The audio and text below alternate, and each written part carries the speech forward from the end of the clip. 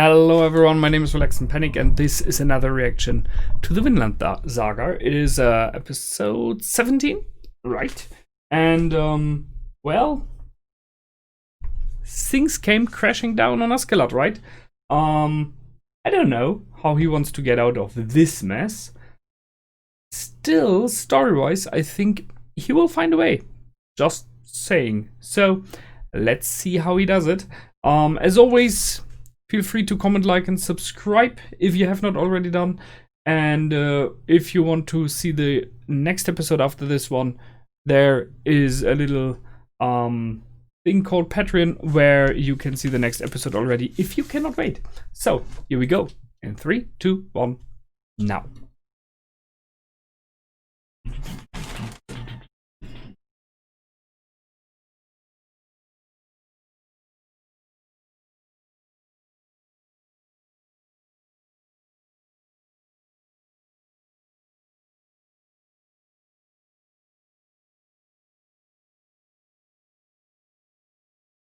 There goes the bridge. Okay, we'll fall back to that. I mean, he has 500 men, right? Thorkel? As far as I know.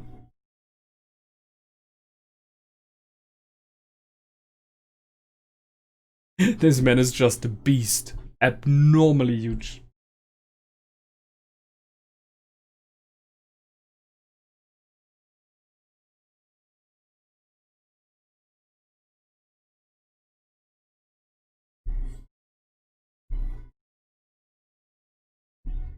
Okay, this is where we left off.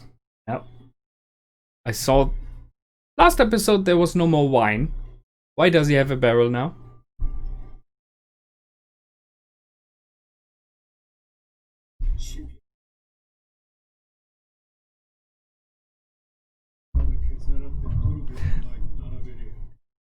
Yeah, he will kill you.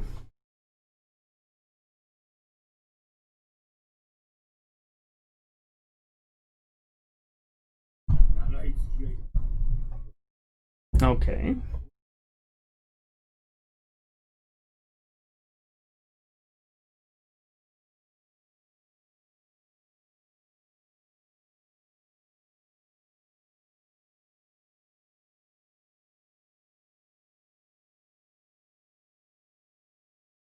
Okay. I mean, there was more neither what we had last episode, right? Except the I don't want to kill you, but made kind of sense.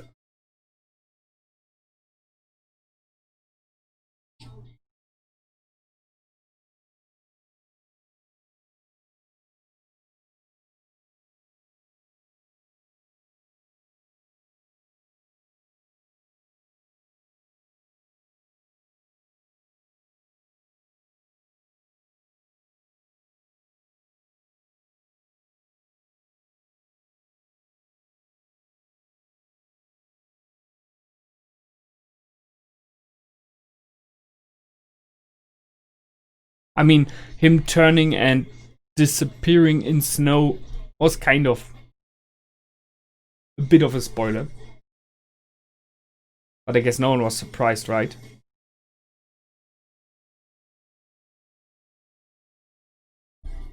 Talking about Ragnar, just in case.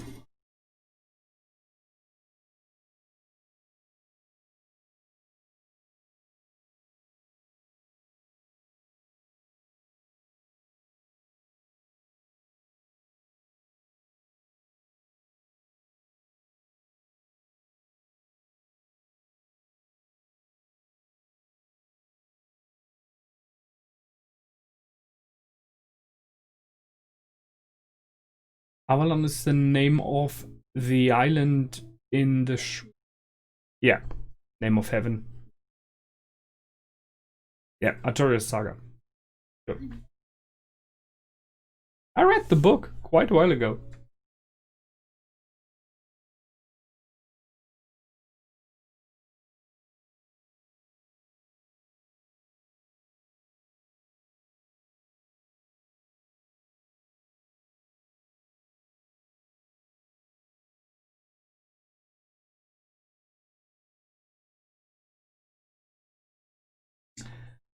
So it's a bit Vinland the same again, right?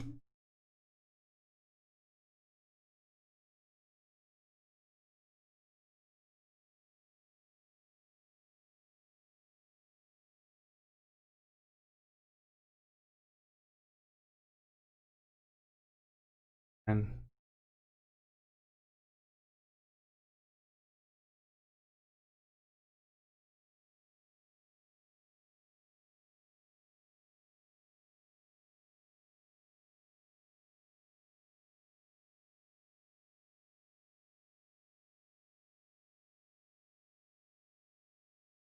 so that's where he got the story from his mother.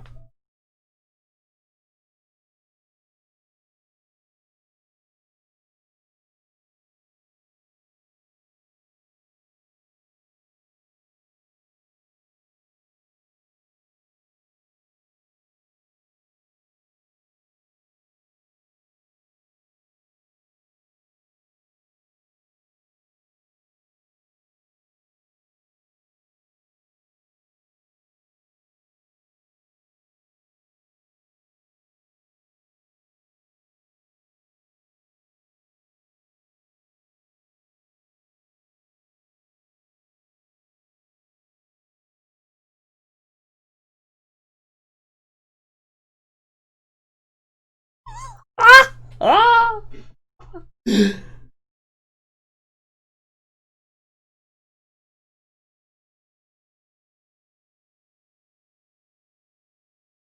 Okay.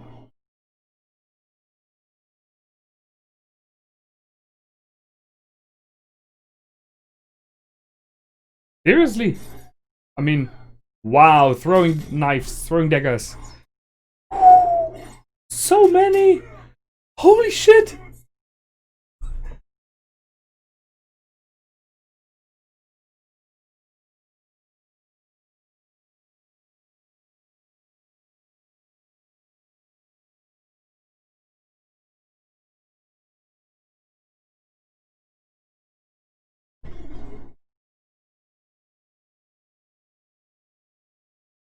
But Askelad is still between his former men.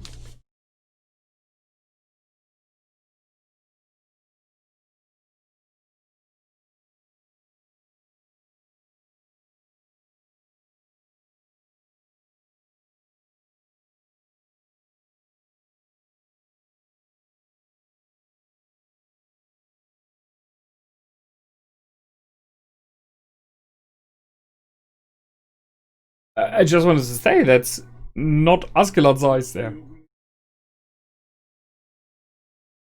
Yeah, he's taking your fun away.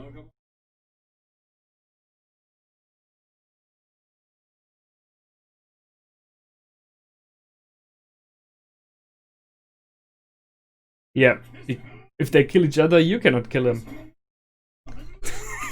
How you dare to start fight without me?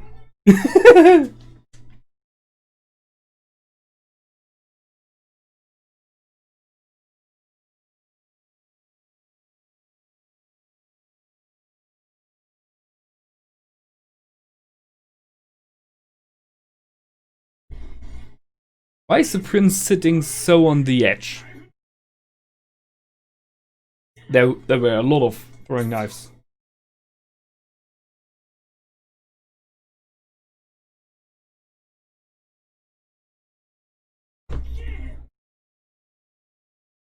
It's just 5 of them. Yeah, it's just 5 of them. I think Bjorn and Thorfin should be able to deal with them.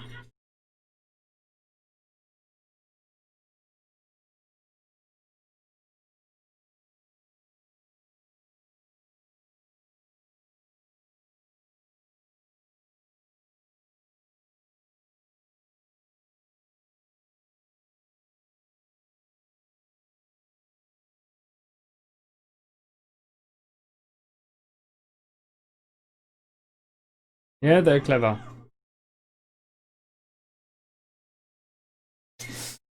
Poor horsey.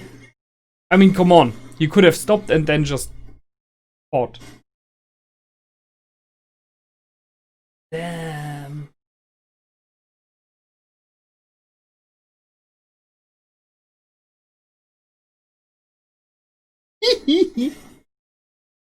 And we have a new horse.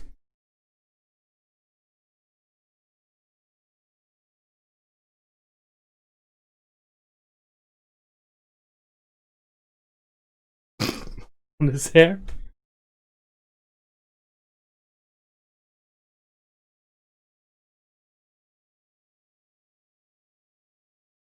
Yeah.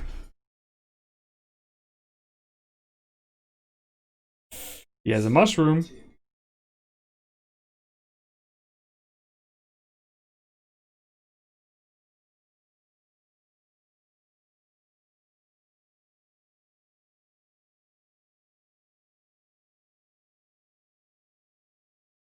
He's going for Askelad, huh? That's it. You better not die until I kill you. Wow.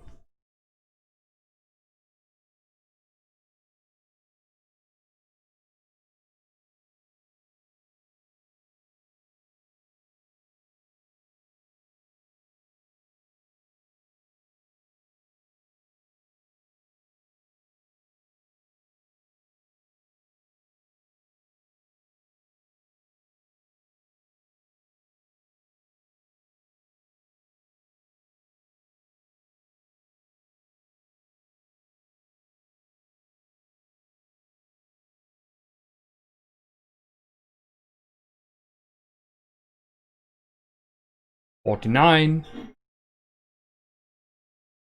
47. 46. Just saying.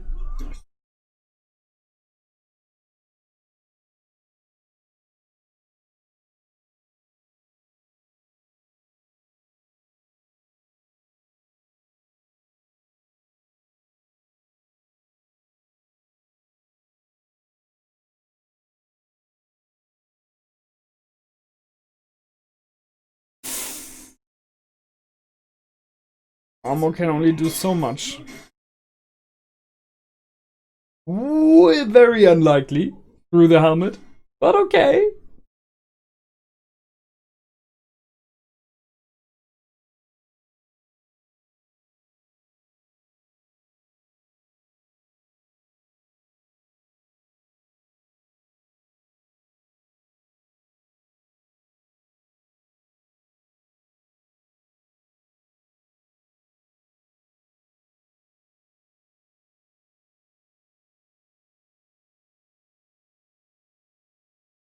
I'm not mad anymore. I mean, it's like I'm not going for. Yeah, yeah. Use archers.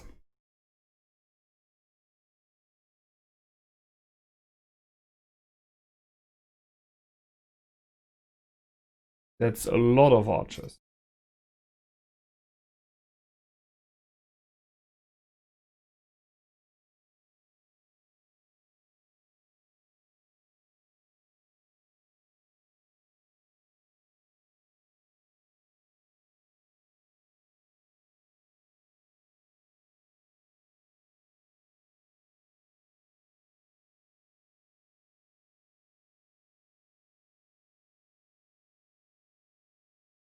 There's a chance, yeah.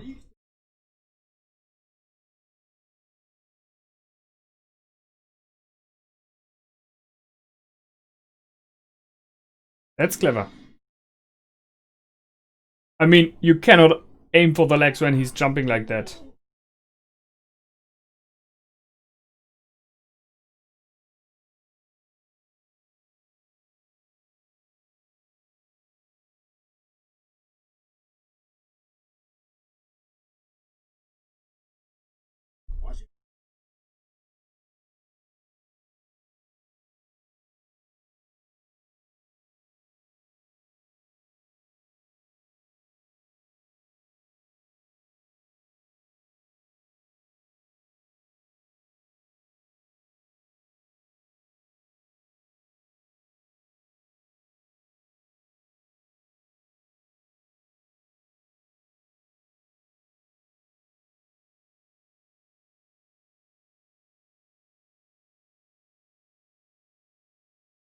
Ouch.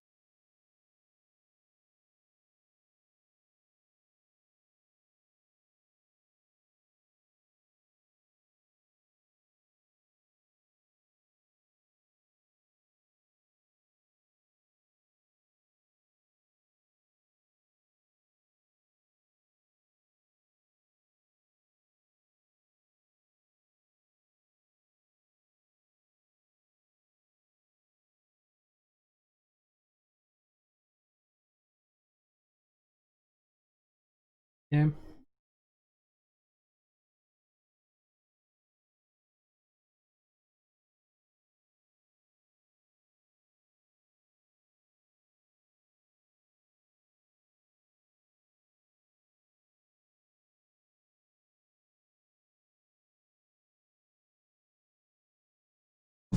You're in trouble.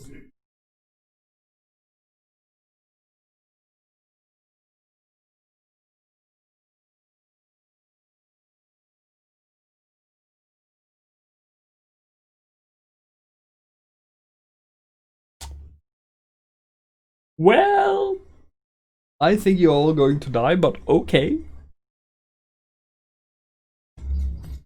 No, they gave up.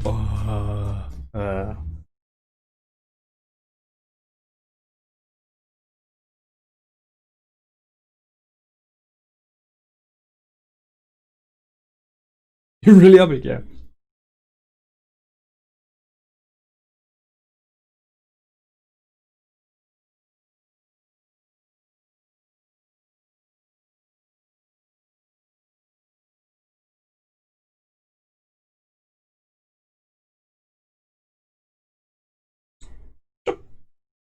Yep.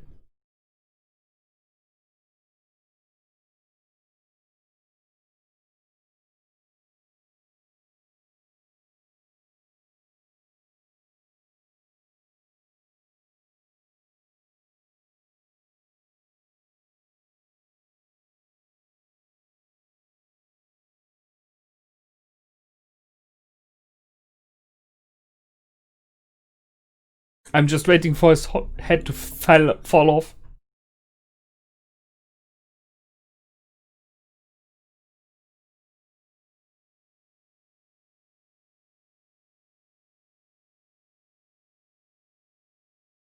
Much more.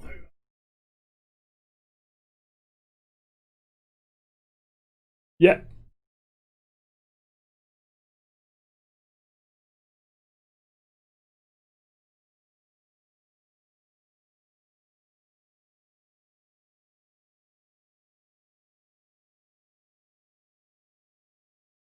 Good. Good.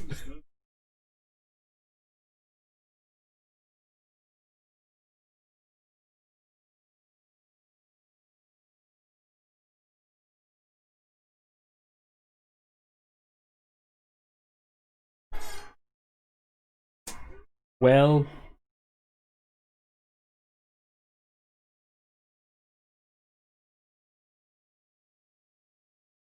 there was no deal.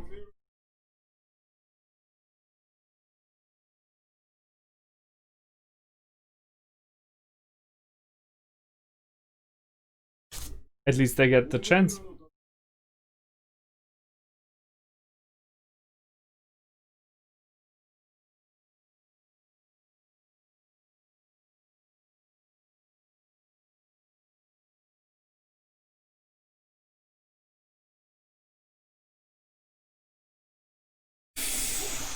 Ouch.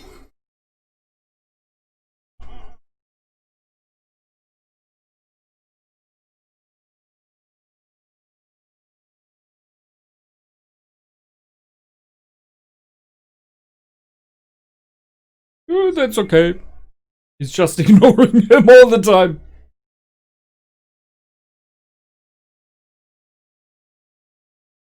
He's... Try feeling good when you die. What a weird situation to be in.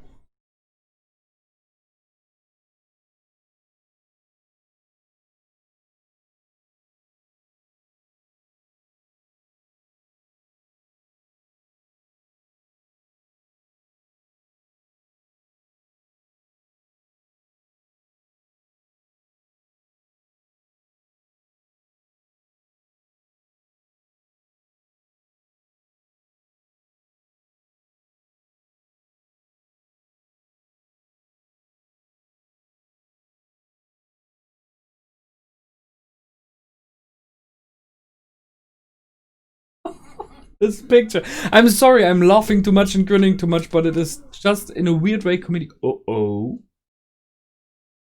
What's happening? No.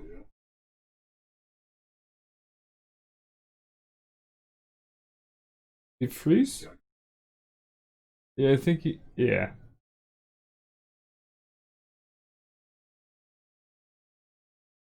Wow.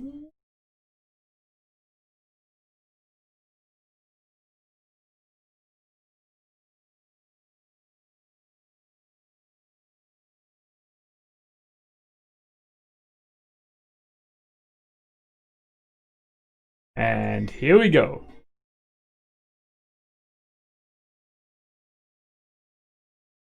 He's why go straight when you can take multiple people with you?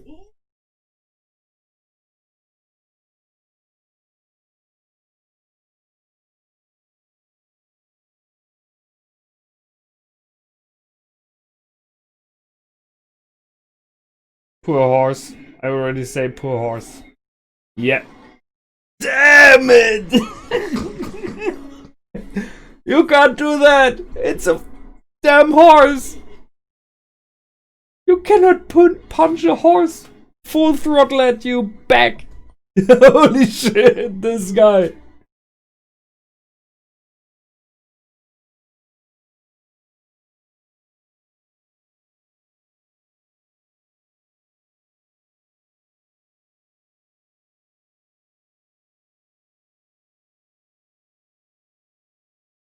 Come on. Not much of a surprise there. Oh yeah.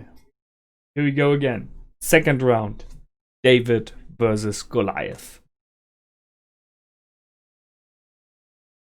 Nope.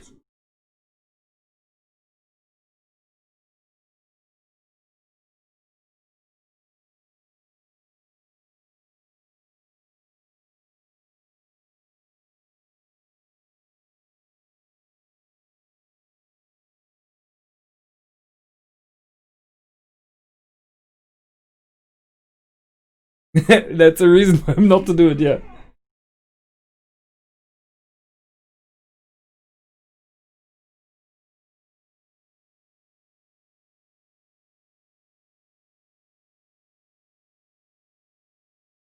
You did it?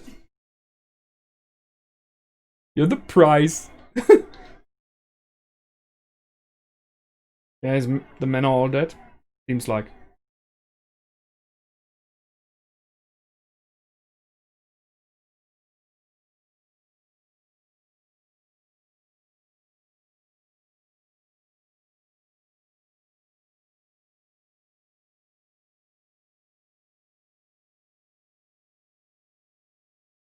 Son of Thors.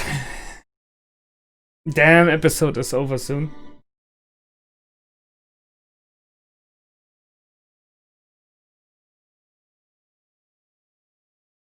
The last in line of warriors. Yep.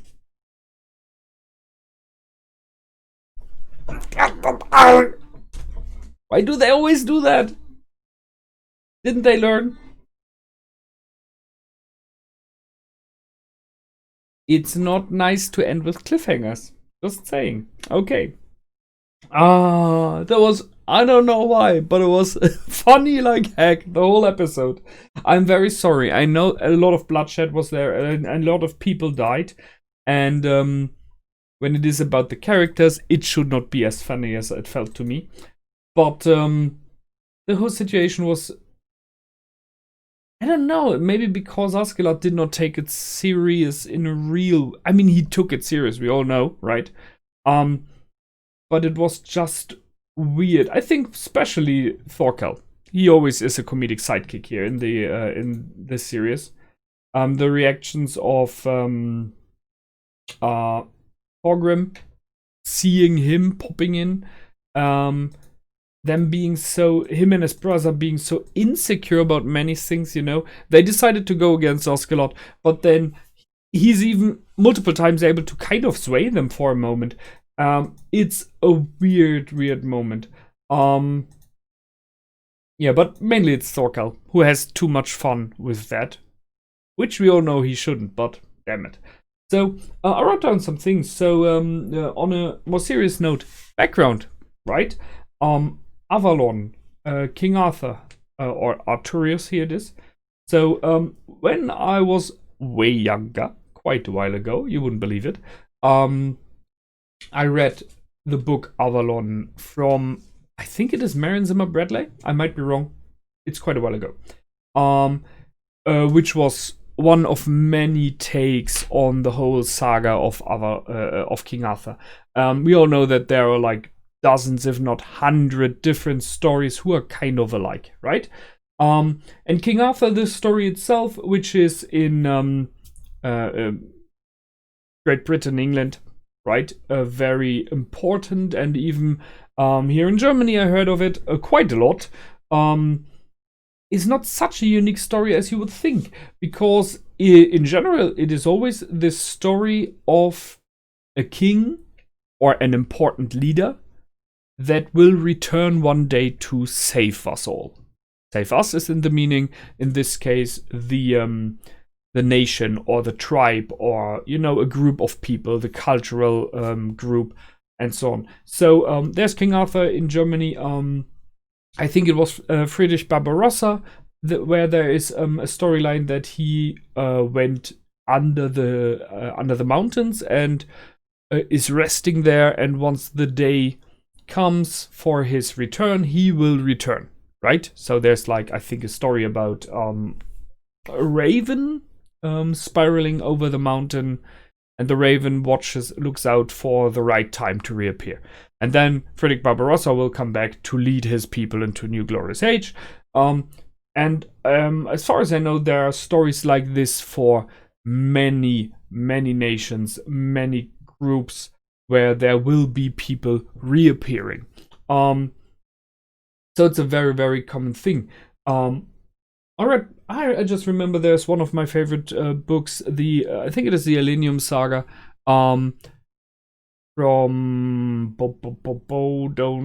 I think it is Eddings, where it is 3 very large books, like this size each, which is about the same idea, that there are multiple nations and they all have some kind of a hero, a local hero, who will reappear when the time is right. So King Arthur is a very common idea.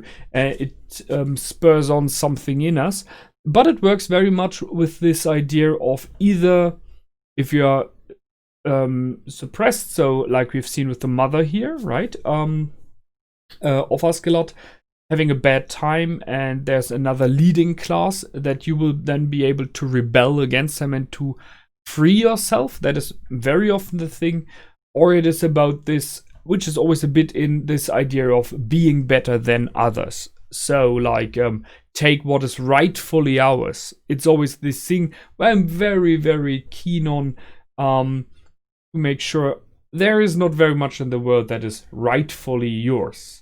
There's not very much that is rightfully mine, right? I'm always very suspicious if people talk about what they earned, what they earn in life, what is theirs to have because of birth, especially, right? Because, let's be honest, we are lucky to be born where we are.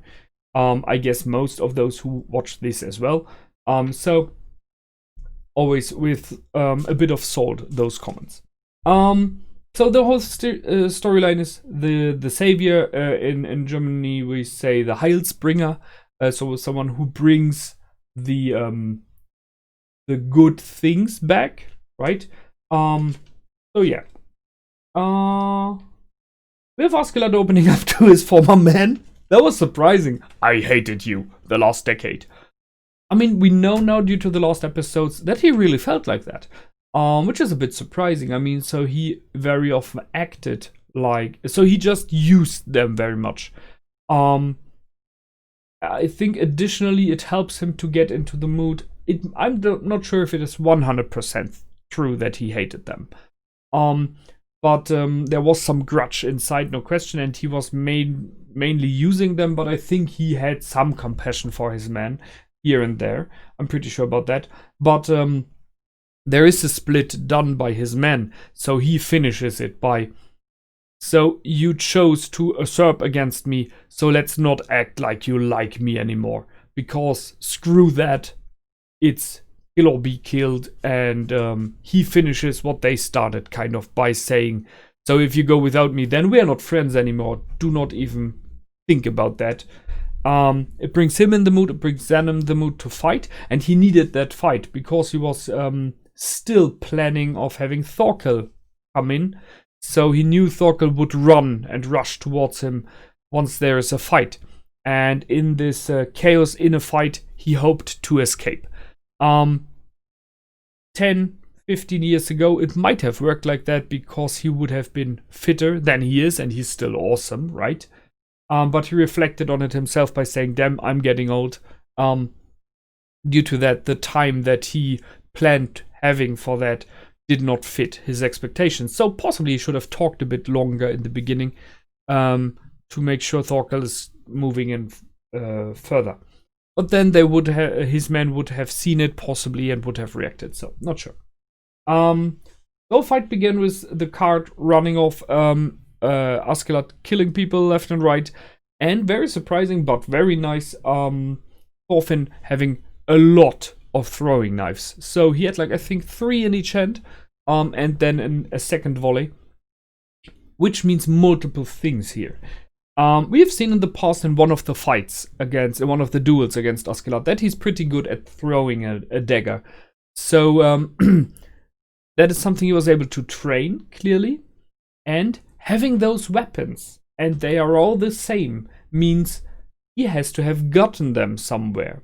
And I'm pretty sure he got them due to Askelad. I'm pretty sure he did not went into one of the plundered villages and said, hey, look, there's 10 throwing knives. What a surprise. What a coincidence. It feels to me more like Askelad possibly was requested to buy them for him, or he even had the idea himself of giving them to him, knowing fully well that, as weird as it is, Thorfin is one of the few people he can trust, because he can trust in his hate against him, as we see in the end of the episode. I didn't think Askelad would be so surprised about how far Thorfin would go for his vengeance, but yeah, cool. So this throwing knives were a bit of a surprise to me. It's awesome because right now I'm doing some pen and paper, and in one of the pen and paper groups I'm in, I play a character who has throwing knives and daggers, and nope, I started that character before. Did I start before Thorfin? I'm not sure. It might be without realizing I was inspired by Thorfin. Interesting. Okay, I will have to reflect on that a bit more. We have a lot of horses dying this time, which brings me to warfare and riders and carts. So I think I talked about last time that when the French came over to England, they smashed the rulers at this time by having heavy cavalry, which the islanders were not prepared for. So the thing is, in a fight man against man, we see the effect size has due to the reaction to Thorkel. He has more range, he is stronger, he's a bit sturdier, he can take more damage. But one of the major things is he's simply intimidating. People are impressed by size. People are intimidated by size. Because we generally think that if someone is bigger, huger, taller, right, then he is stronger. So physical dominance is a major thing. A horse gives you that benefit even if you're not the bigger man. Because you sit higher and the horse kind of adds its volume to yourself. It's a huge, sturdy thing running at you full speed. And one of the major things that happened, as far as I know, I'm not so much studied on that, but I read at least a bit, with heavy cavalry was that the effect the heavy cavalry had was very much a morale effect, because the lines just broke. People just ran away when they got charged at by multiple heavy cavalry units. Not one horse, but even then, who would stand in front of that? I mean, it's like, possibly I can kill the horse, but I will be dead as well. And that's the thing, no one wants to die. So people wanted to step aside, which you cannot do in a formation. So they started to run backwards. They tried to run away. And when you do this, you don't have your spear in front anymore. You don't have your shield up. It's over, right? So that's what cavalry does to you. This fear effect and the galloping, the sound, the ground shaking, all of that. So when you have a rider attacking you, there's just so much things you can do, and we've seen it in this episode. Why aim for the warrior that is armed, armored, and capable of defending himself actively by parrying or blocking your strike, if you can hit the horse? Yes, I see in many reactions, when I see reactions, for example, Game of Thrones, especially, I don't know why, when there are women involved, they are like, don't kill the horses. And I'm like, sorry, but that's exactly what possibly everyone would do. Yes, it's sad for the horse. No animals were harmed during the making of this series. But in a real war, you want to take out the enemy. And the enemy is sitting on the horse. And if the horse is dying or falling over due to injury, there's a high chance the rider will die. Because you will just break your spine, right? Or at least you will fall to the ground, maybe buried beneath the horse, maybe not. But when you're at the ground, you can get stabbed way more easily. So horses normally don't wear armor, so you go for them. You go for their legs and they just fall over. Because of their speed and size, if you hit the leg with an axe, a sword, whatever, it's very likely the horse will fall over. Which is why they invented for heavy cavalry horse armor, just say. So I understand that they went for the horse instead of the driver of the cart as example. And I'm a bit surprised that Björn was surprised. I mean, seriously? I mean, he's a very, very experienced man. So that was weird that he was surprised. And I think he should have stopped the cart there, moved out, like, okay, hey, we stopped. And when they moved in and left their horses or were standing around him, then he could have just drawn the sword and started hacking. I think it would have been the better option for him. Because as far as I've seen, none of them had a ranged weapon. Which brings me to Askelad. How do you win a fight against someone who's clearly superior in melee? You don't go melee. You shoot him from afar. That's what happened here. Yes, he was exhausted and everything. He tried to buy time. But in the end, using arrows, that's it. Not much of a surprise there. Yeah, well, it's a bit sad, you know? It is like a bit of telling into the future, the end of chivalry, the end of melee fighting, and what people perceived as honor in fight among men. You know, that you stand in front of each other, you look into each other's eye, and you see what you do. You see when you take a life. That is something that's very often taken in consideration when you have the switch to powdered weapons, to black powdered weapons, so rifles and so on. That it is like it removes the man and your consciousness from the battlefield because you don't really see the other one anymore because you can kill from afar. It's kind of the same with bow and arrow. Right? It's just the range just changes more and more with time. So yeah, and we've seen it in the beginning of the series with Thor. Just saying, so a huge warrior, and you cannot beat him in melee, and they just shoot him with a lot of arrows from. I mean, it was a massive amount of arrows. Yeah. The group of Askelad, his former men, being killed. Not much of a surprise. I mean, we have seen that coming. It was clearly shown in the last episodes that they will not survive. Thorkel was pretty clear about that. Thorgrim being ignored while talking because it's like, I don't care about you, right? And then this pick your weapons so you can go to Valhalla. A little bit of reflection. So Valhalla is for the warriors. And if you die without a weapon, you are not. And then he broke the spirit and the mind and everything, it feels like, of Thorgrim. yeah, I was kind of waiting in this moment for Thorkel to pick up the axe again and kind of lay it on the shoulder or something like that of Thorgrim and then just behead him. So like he had a weapon, so he's going to Valhalla. Some kind of weird honor there, you know. But then we had Thorfin jumping in. It reminds me a bit. I mean, the people of Askelad are clearly frightened. They are shaken. They are completely done. They kind of destroyed themselves from the inside out, and they destroyed their spirit and their fighting will and their abilities as well, because they were just, you know, they were shaken and rocked.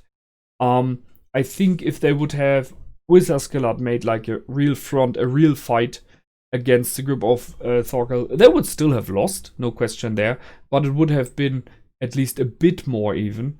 Here it is just a slaughter, right? Because they are just, it does something to you, I think, as a human being when you know you're dying. You know you cannot win this. And it's just like weird lashing out there. Moral is, as I said, such an important thing. On your shield, always your shield, right? To those who know this one.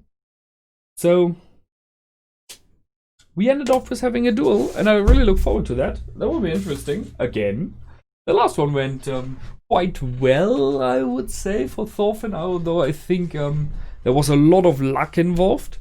Let's see where this one is heading, right? That's it for this time. As always, feel free to comment, like, and subscribe. Visit my Patreon, and I will see you in the next episode. Until then, feel free. My name is Relax and Panic. Goodbye, and out.